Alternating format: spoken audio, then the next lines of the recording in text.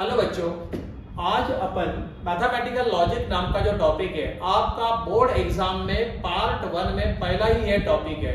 इसके बारे में हम लोग आज पूरा रिव्यू ओवरऑल रिव्यू लेंगे। उसको डिटेल क्या क्या पॉइंट्स है, क्या क्या उसमें इंपॉर्टेंट बातें हैं और उसके साथ एक आधा पॉइंट लिया न्यूमेरिकल तो सिंपल न्यूमेरिकल सॉल्व करके भी आपको उसके साथ हम बता देंगे। Right, so let us start with the mathematical logic. अब देखो ये टॉपिक में कंटेंट जो है वो इतने सारे कंटेंट 7 पॉइंट अपने को देखने हैं। हम वन बाय वन हर एक पॉइंट्स को जाएंगे।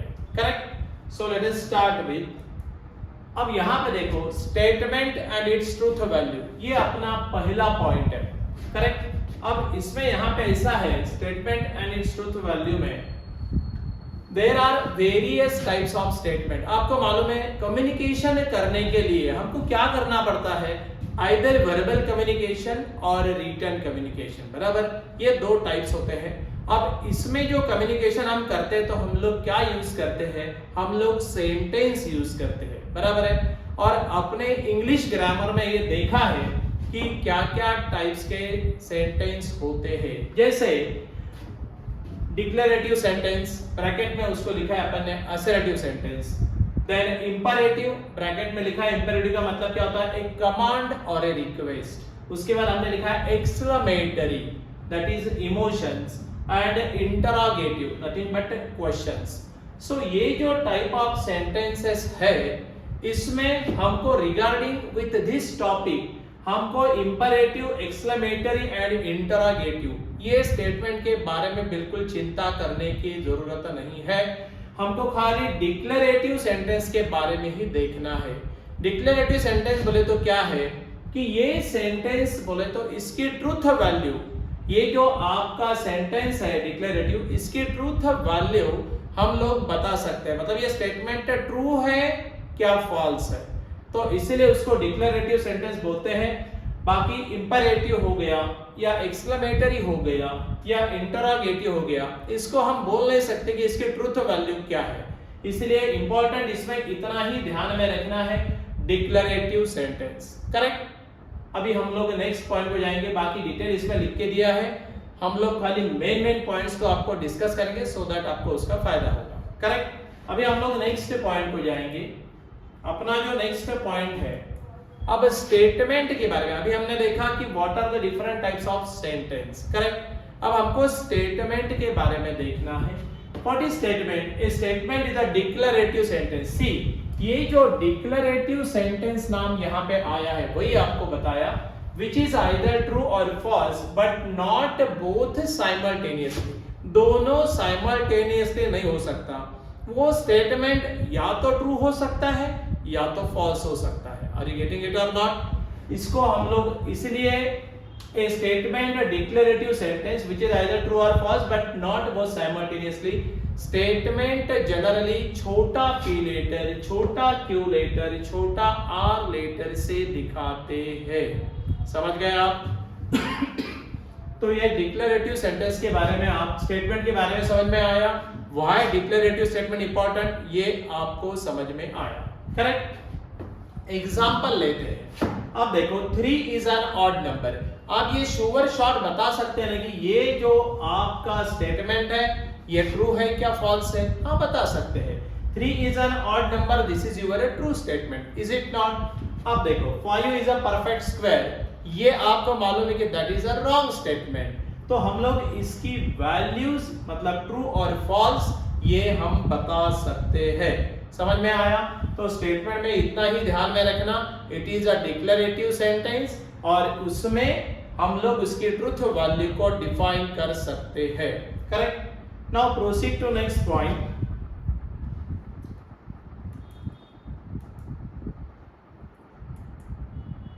अब देखो यहाँ पे ट्रूथ वैल्यू के बारे में। अब हम ट्रूथ वैल्यू के बारे में जो बात करेंगे उसमें ऐसा है,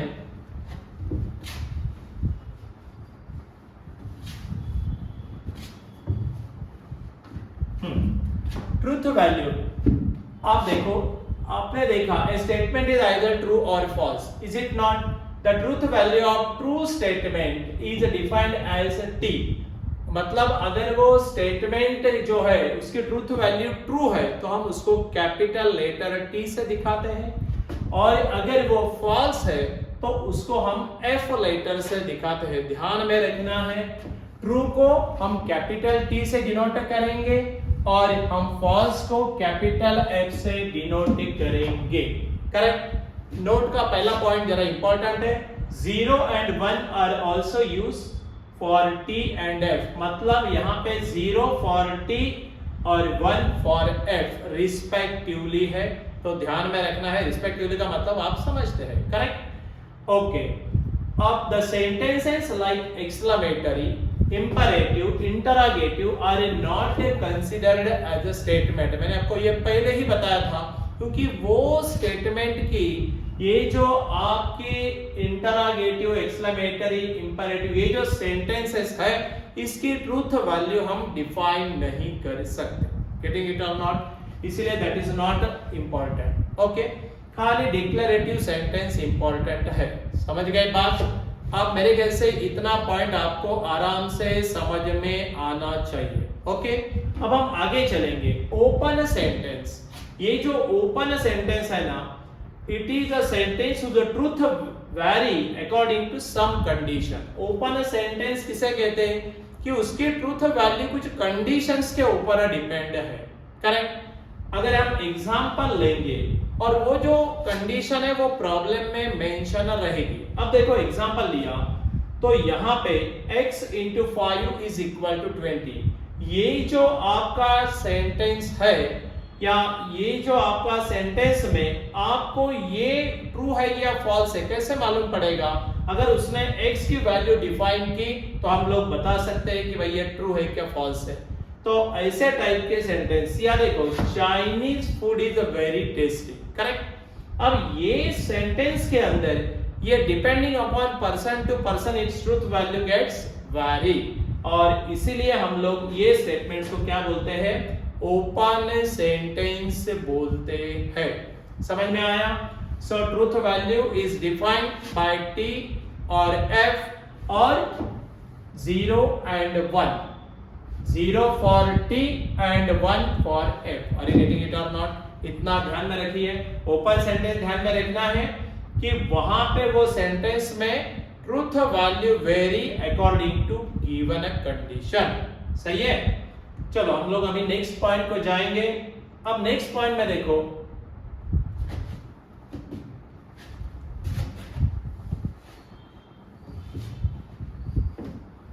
हमारा जो नेक्स्ट है वहां पे देखो, अभी हम नेक्स्ट इसको एक मिनट। ओके, अब यहां पे क्या करना है अपने को?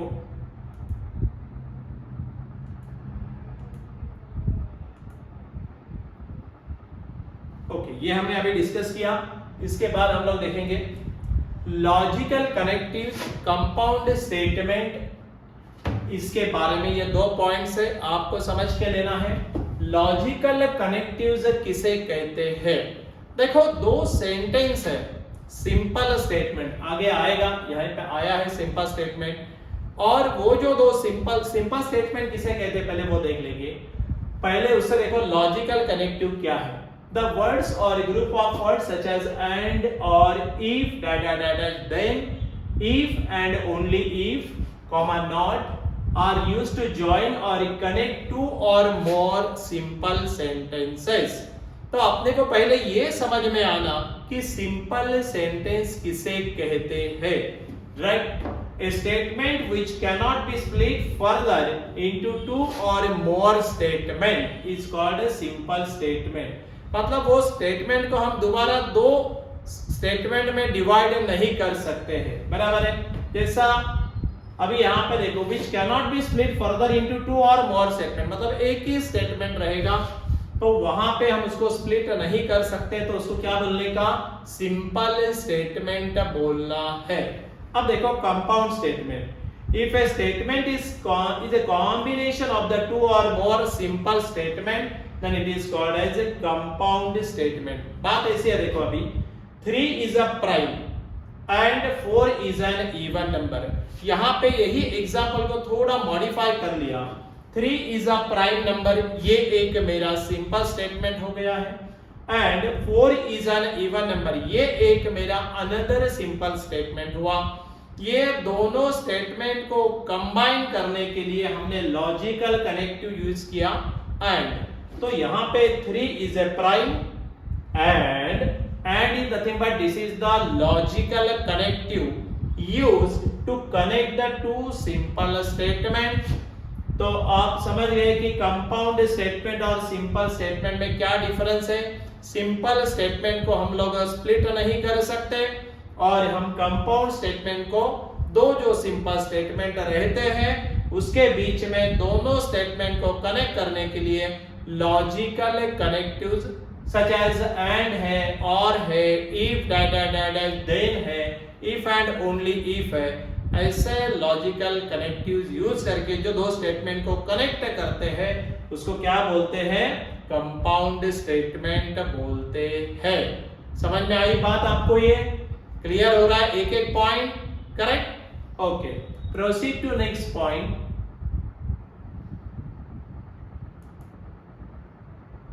अब हम नेक्स्ट पॉइंट को जाएंगे। अब देखो नेक्स्ट पॉइंट में ट्रूथ टेबल, ये अपने लिए इंपॉर्टेंट है। पहला वाला जो पार्ट है वो पार्ट का बेस पकड़ के हम आगे जाने वाले हैं। अब देखो ट्रूथ टेबल के बारे में, a table that shows the relationship between the values of simple statement and the truth value of compound statement by using this simple statement is called as the truth table, right? और truth table में हम लोग of a compound statement depends upon the truth value of its simple statement।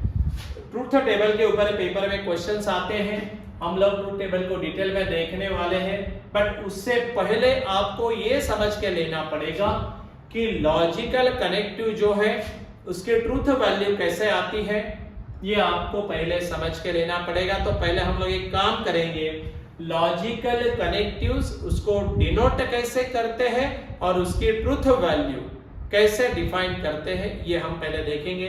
सो पहला वाला logical connective हमने use किया है and को जनरली डिनोट करते हैं बाय, ये जो लेटर ऐसा यूज हुआ है ना, उल्टा भी, तो ये कनेक्ट करते हैं, ये सिंबॉलिक रिप्रेजेंटेशन है एंड का, और इसको क्या बोलेंगे, कंजंक्शन, करेक्ट? अब देखो यहाँ पे दो सिंपल स्टेटमेंट हम देंगे और वो दो सिंपल स्टेटमेंट की ट्रूथ वैल्यू के हिसाब से अपना ट्रूथ टेबल बनाया जाएगा। जैसे यहाँ पे देखो P एक सिंपल स्टेटमेंट है, today is a pleasant day, correct? और आपका दूसरा स्टेटमेंट है I want to go for shopping, no problem. अब ये दोनों स्टेटमेंट को कनेक्ट करने के लिए हमने यूज किया है जो लेटर, यहाँ पे एक कंजंक्शन इज अ ट्रू, मतलब इसका ये जो कंजंक्शन है ये जो है अपना and is a true if and only if both P and Q are true, मतलब दोनों स्टेटमेंट अगर ट्रू है तभी हम लोग इसको T बोल सकते हैं, अदरवाइज ये होता है फॉल्स। देखो यहाँ पे ट्रूथ टेबल में इतना ही याद में रखना, पहला स्टेटमेंट P ट्रू है, दूसरा स्टेटमेंट सिंपल स्टेटमेंट Q भी ट्रू है, तो हम लोग बोलेंगे P कंजंक्शन Q, इसकी ट्रूथ वैल्यू क्या आएगी, T आएगी।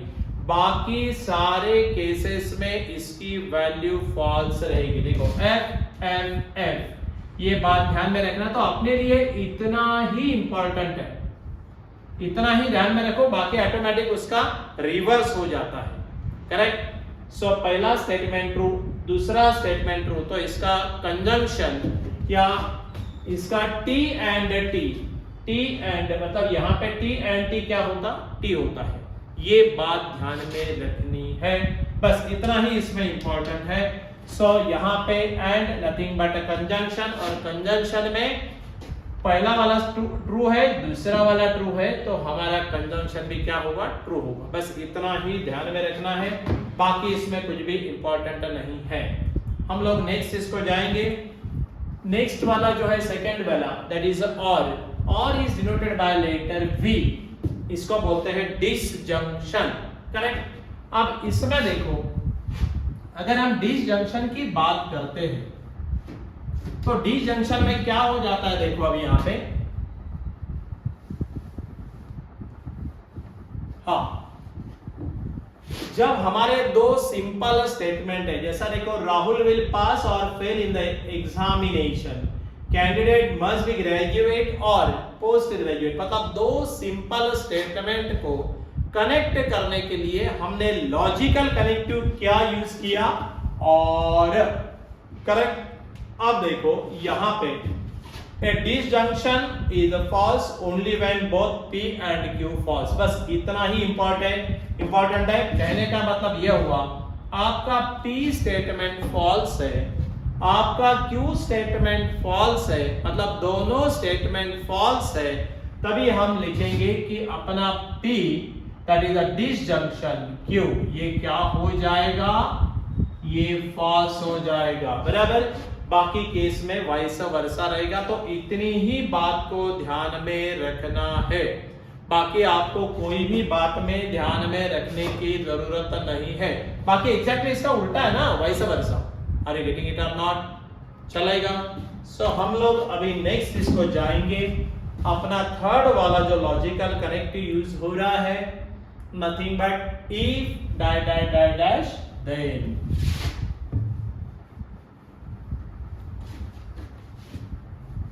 अब देखो if then इसको क्या बोलते हैं, इसको बोलते हैं इम्प्लीकेशन, डिनोट करते हैं बाय सिंगल एरो, और इसी को बोलते हैं कंडीशनल। एक एरो रहा कंडीशनल, इसको बोलते हैं इम्प्लीकेशन। अब if then मतलब दो सिंपल स्टेटमेंट है, इसको कनेक्ट करने के लिए हमने क्या यूज किया है, if देन, ये लॉजिकल कनेक्टिव यूज किया है। अब देखो एग्जांपल लेंगे, I travel by train.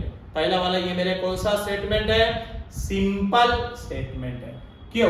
My journey will be cheaper. ये दो सिंपल स्टेटमेंट है। अब इनको कनेक्ट कैसे किया, if I travel by train, मतलब अगर मैं ट्रेन से गया, देन मतलब इफ देन, यहाँ पे इफ है, यहाँ पे देन है, my journey will be cheaper. Are you getting it or not? तो इसी को ऐसे दो स्टेटमेंट को कनेक्ट करने के लिए हमने लॉजिकल कनेक्टिव यूज क्या किया, इफ डैश देन। अब देखो यहाँ पे conditional statement is false if and only if antecedent is true and consequent is false. Antecedent बोले तो आपका P एंड कॉन्सिक्वेंट बोले तो आपका Q, जो दो स्टेटमेंट की बात हो रही है। अब इसमें देखो यहाँ पे जो ट्रूथ वैल्यू की बात हो रही है, ट्रूथ टेबल के अंदर मैं बोल रहा हूं, पहला वाला स्टेटमेंट ट्रू होगा और दूसरा वाला स्टेटमेंट फॉल्स होगा, तो वो होगा फॉल्स। बाकी सारी मतलब ट्रू टू फॉल्स फॉल्स, बाकी सारी केसेस में इसको क्या लेना है, इसको आपको ट्रू लेना है। समझ में आई क्या बात? ये बात जरा ध्यान में रखना। सो यहाँ पे ये वाला भी आपका क्या रहेगा, ये वाला भी आपका ट्रू रहेगा, करेक्ट। ये बात समझ में आ गई? सिंपल है। ये आपको इतना ही ध्यान में रखना है, इसमें प्रॉब्लम सॉल्व करते वक्त अपने को ये लगेगा। Okay, now we will proceed to another one. Number 4 पे जा रहे हैं हम लोग अभी। अब यहां पे देखो if and only if.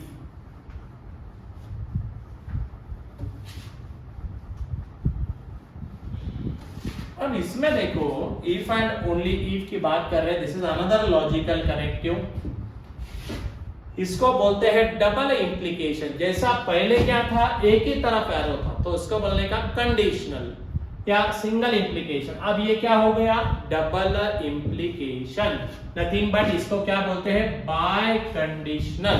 Getting it or not? अब बात ऐसी है, if P and Q are any two statement, और वो दोनों स्टेटमेंट को कनेक्ट करने के लिए हमने इफ एंड ओनली इफ ये अगर यूज किया लॉजिकल कनेक्टिव, तो हम बोलते हैं इसको कि that is nothing but very double implication या बाय कंडीशनल स्टेटमेंट हो गया है। अब जैसा देखो प्राइस इंक्रीजेस, और आपका ये सिंपल स्टेटमेंट है, और आपका सेकंड स्टेटमेंट है कि demand false. Are you getting it or not? अब बात ऐसे देखो, यहाँ पे बाय कंडीशनल स्टेटमेंट कैसे दिखाते हैं, दोनों तरफ एरो होता है। और आपको एक बात बता दूं, यहाँ पे इसकी ट्रूथ वैल्यू T कब होती है मालूम, जब दोनों स्टेटमेंट की जो ट्रूथ वैल्यू वो सेम रहेगी, सेम मतलब दोनों ट्रू रहेंगे या दोनों फॉल्स होंगे, तब उसको क्या लेना, टी। बाकी सारे केस में क्या लेना, फॉल्स। देखो आपका पी स्टेटमेंट क्या है, ट्रू है, आपका क्यू स्टेटमेंट क्या है, ट्रू है, तो डेफिनेटली इसकी वैल्यू क्या हो गई, ट्रूथ वैल्यू टी। सिमिलरली आपका पी स्टेटमेंट क्या है, फॉल्स है, आपका क्यू स्टेटमेंट क्या है, फॉल्स है, तो इसकी भी ट्रूथ वैल्यू क्या हो गई, टी। बस बाकी दोनों केसेस में ये क्या रहेगा, फॉल्स रहेगा। समझ गए, ये आपको ध्यान में रखना पड़ेगा, right. That is nothing but by conditional statement दोनों की ट्रूथ वैल्यू अगर सेम रहे, आइदर ट्रू और फॉल्स, तो हम उसको क्या डिफाइन करते हैं, उसकी ट्रूथ वैल्यू क्या आती है, उसकी ट्रूथ वैल्यू आती है T, otherwise it is false. Correct, ये टी दोनों में, बाकी दोनों केस में क्या हो गई, फॉल्स। ओके, हम नेक्स्ट इसको जाएंगे निगेशन, नथिंग बट नॉट।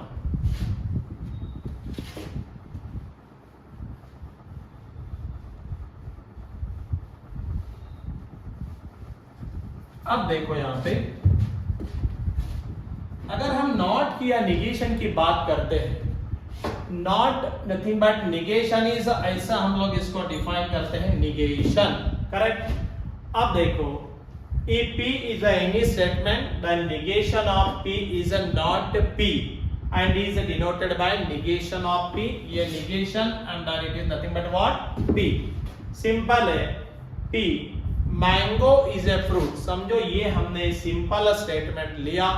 दूसरा तो इसका निगेशन क्या होगा, इसका निगेशन होगा mango is not a fruit. Correct, ये बात जरा समझ लेना। और दूसरी बात यहाँ पे ये आपका निगेशन ऑफ टी बोल के भी आप बोल सकते हैं, that is your negation of T. Correct, mango is not a fruit. और यहाँ पे एक बात ध्यान में रखना, if a statement is true then its negation is false and vice versa. कहने का मतलब अगर P स्टेटमेंट ट्रू है तो उसका निगेशन क्या होगा, फॉल्स। P स्टेटमेंट अगर फॉल्स है तो उसका निगेशन क्या होगा, ट्रू होगा। और निगेशन ऑफ निगेशन मतलब एक स्टेटमेंट दिया है, उसका आपने निगेशन लिया और एक बार उसका निगेशन लिया तो आपने को ओरिजिनल स्टेटमेंट इटसेल्फ ही आता है, राइट। ये बात ध्यान में रखनी है। अभी हम नेक्स्ट इसको जाएंगे।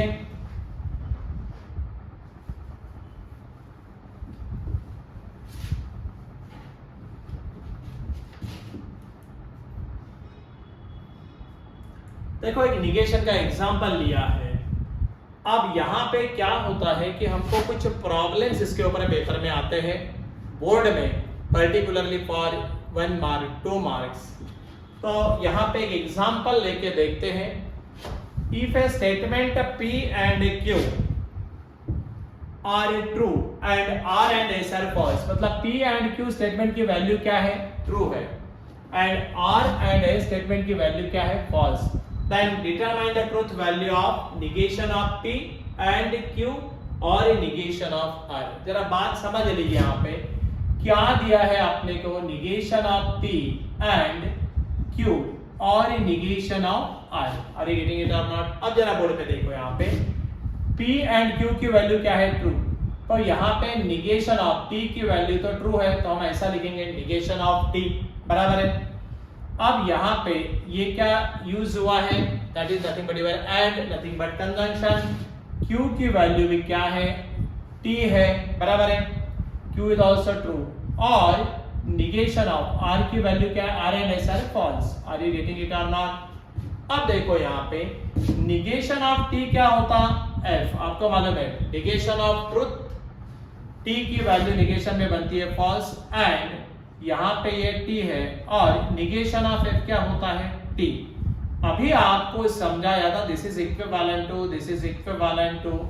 अब देखो यहाँ पे ये तो F है एंड T और T आपको मालूम है फॉल्स, और फॉल्स रहा तो ही फॉल्स है, बाकी सारी केस में क्या है, वो ट्रू। तो इसको ऑपरेट करेंगे तो क्या आएगा, T आएगा, बराबर है। अब देखो यहां पे क्या होने वाला है, ये F एंड T, आपको मालूम है इसका ट्रूथ टेबल में जो वैल्यू बताया T एंड T क्या होता T, बाकी सारे केस में क्या होता है फॉल्स। अब यहाँ पे तो ये दोनों T नहीं है, तो इसका मतलब इसका ट्रूथ वैल्यू सॉल्व करने के बाद क्या आया, फॉल्स आया। एग्जांपल समझ में आया, आपको P एंड Q का वैल्यू दिया है ट्रू, R एंड S का वैल्यू दिया है फॉल्स, और आपको बोला है कि determine the truth value of this is your, जो स्टेटमेंट दिया उसका ट्रूथ वैल्यू बताओ। तो उसका फाइनल ट्रूथ वैल्यू क्या आया, इसका फाइनल ट्रूथ वैल्यू आया है फॉल्स। तो ये थोड़ा सा आपको जैसा रनिंग में लिख के लेना पड़ेगा कि ये हमने एग्जांपल लिया था तो इसको ऐसे हमने सॉल्व किया, करेक्ट, नो प्रॉब्लम। आपने शायद ये लिखना है तो आराम से लिख सकते हैं, कोई प्रॉब्लम नहीं। देन हम लोग switch over to another point, correct, shall I write this, okay. अब देखो ऐसे सिंपल सिंपल न्यूमेरिकल्स आते हैं, आपको इसको सॉल्व करना है और मार्क्स लेने हैं, so simple that is, correct. हम नेक्स्ट में ही जाएंगे अभी।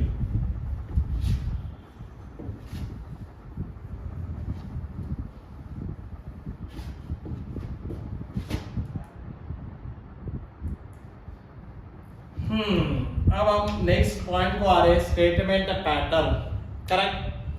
Then P, Q, R dash are simple statement. Then a compound statement obtained from the simple statement by using one or more connectives, that is and or negation, that is nothing but conditional or biconditional, is called a statement pattern. ध्यान में ये रखना है, ये point इतना ही important है, parenthesis must be introduced whenever necessary। कहने का मतलब आप देखो P एंड Q में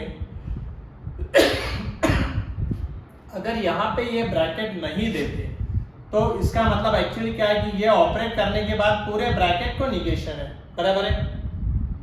और यहाँ पे ये ब्रैकेट अगर हमने नहीं दिया तो इसका मीनिंग बदल जाएगा, negation of P and Q, मतलब खाली P का निगेशन होगा। इसीलिए पैरेंथेसिस बोले तो whenever required use commas, use bracket, वो ध्यान से देना है, करेक्ट। ये बात ध्यान में रखना, बाकी कोई इंपॉर्टेंट बात नहीं है, बाकी आप आराम से पढ़ ले सकते हैं। अब देखो लॉजिकल इक्विवेलेंस, अनदर पॉइंट हम लोग देख रहे हैं।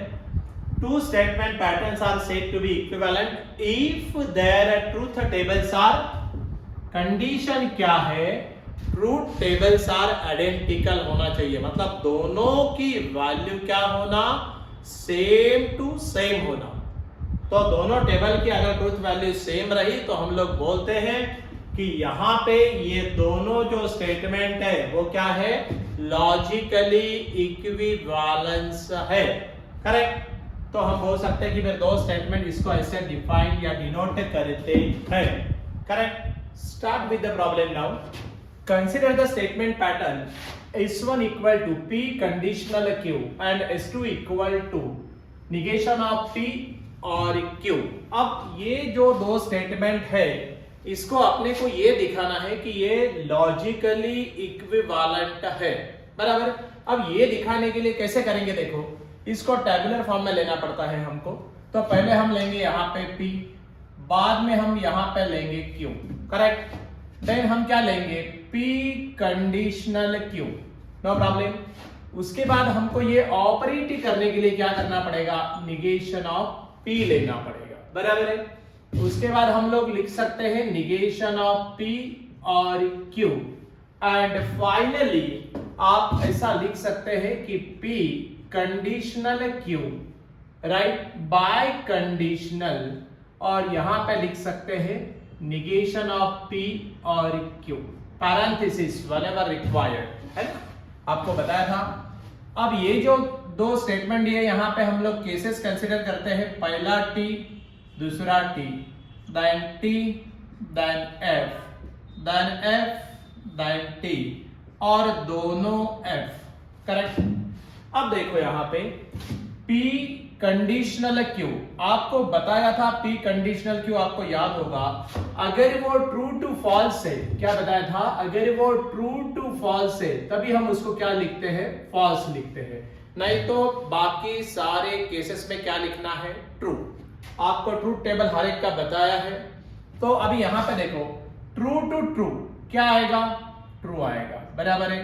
ट्रू टू फॉल्स आपको मालूम है, ट्रू टू फॉल्स है तो क्या लिखना है भाई, फॉल्स लिखना है। फॉल्स टू ट्रू क्या लिखने का, ट्रू लिखने का। फॉल्स टू फॉल्स क्या लिखने का, ट्रू लिखने का। यहां तक समझ में आया कि यहां पे पी कंडीशनल क्यू की बात हो रही है। अब देखो यहां पे निगेशन ऑफ पी, ये पी है तो इसका निगेशन क्या बनेगा, निगेशन बोले तो एग्जैक्टली उसका अपोजिट, तो ट्रू का निगेशन क्या होगा, फॉल्स होगा, बराबर है।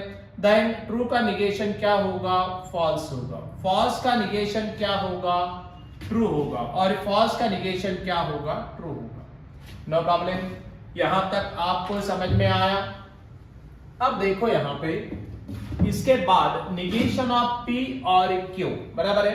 निगेशन ऑफ पी और क्यू में हम लोग क्या बोलेंगे, ये निगेशन ऑफ पी का अपना टेबल है और ये क्यू का टेबल है, और दोनों में क्या कनेक्ट यूज हुआ है। और अब आपको मालूम है एफ और एफ है ना, एफ और एफ अगर रहता है तभी हम इसको क्या लिखते हैं, एफ। बाकी सारे केसेस में हम क्या लिखते हैं, टी। अब देखो निगेशन ऑफ पी क्या है, एफ, और आपका क्यू क्या है, टी, तो इसको क्या लिखना पड़ेगा आपको, इसको टी लिखना पड़ेगा। अरे गेटिंग इट और नॉट। अब देखो यहां पे निगेशन ऑफ पी क्या है, एफ है, और ये क्यू क्या है, एफ है। एफ और एफ क्या होता, एफ, तो यहां पे हम क्या लिखेंगे, यहां पे हम लिखेंगे एफ, करेक्ट। अब देखो यहां पे निगेशन ऑफ पी क्या है, टी है, और यहां पे क्यू क्या है, टी है, तो ये आपको मालूम है यहां पे क्या लिखना पड़ेगा, टी लिखना पड़ेगा। और आपका निगेशन ऑफ पी क्या है, टी है, और ये क्यू क्या है, टी है। T or F, T or F क्या होता आगे, टी।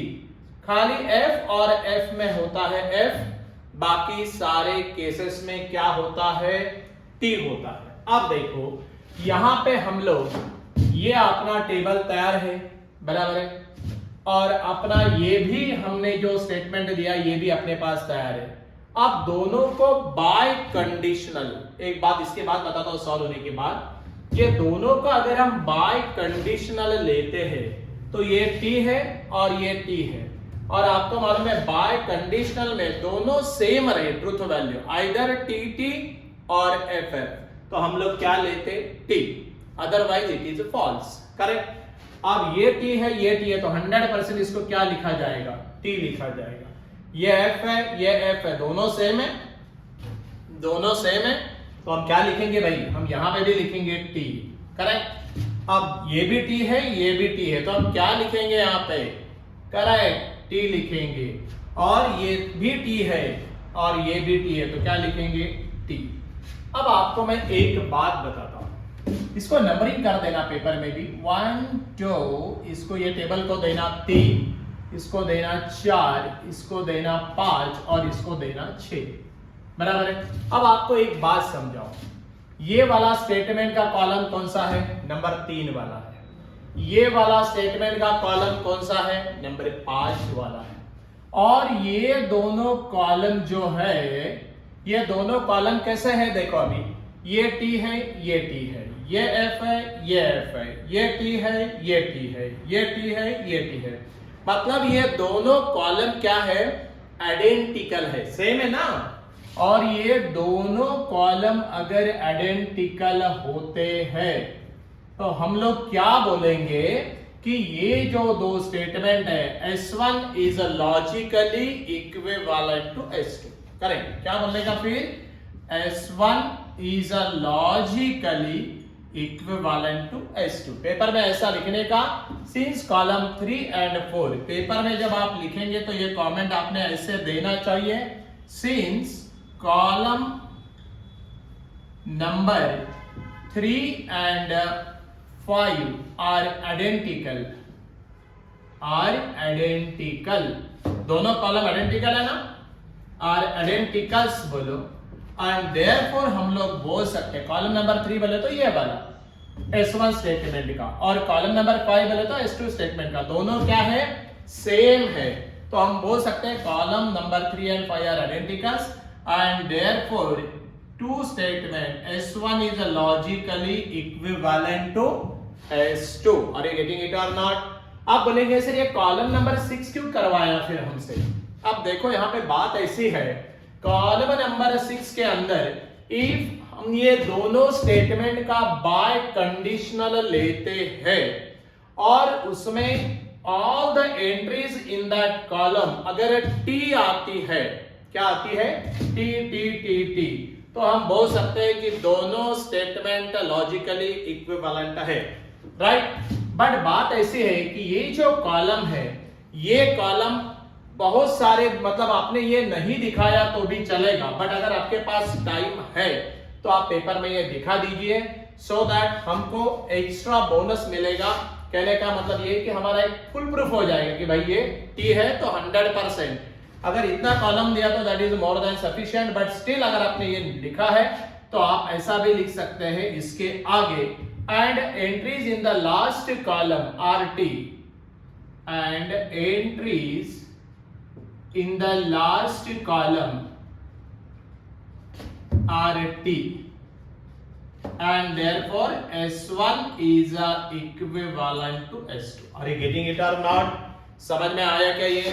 मतलब दो स्टेटमेंट को लॉजिकली इक्विवेलेंट कहने के लिए वो दो कॉलम्स को ट्रूथ टेबल निकालने का, और उससे वो दोनों जो है कॉलम अगर आइडेंटिकल आते हैं तो बोल देना कि यहाँ पे क्या है, वो दोनों लॉजिकली इक्विवेलेंट है। यहां भी टी, यहां भी टी, यहां भी एफ, यहां भी एफ, यहां भी टी, यहां भी टी, यहां भी टी, यहां भी T. Getting it or not? बस अब यहां पे हमारा एक पार्ट खत्म हो जाता है।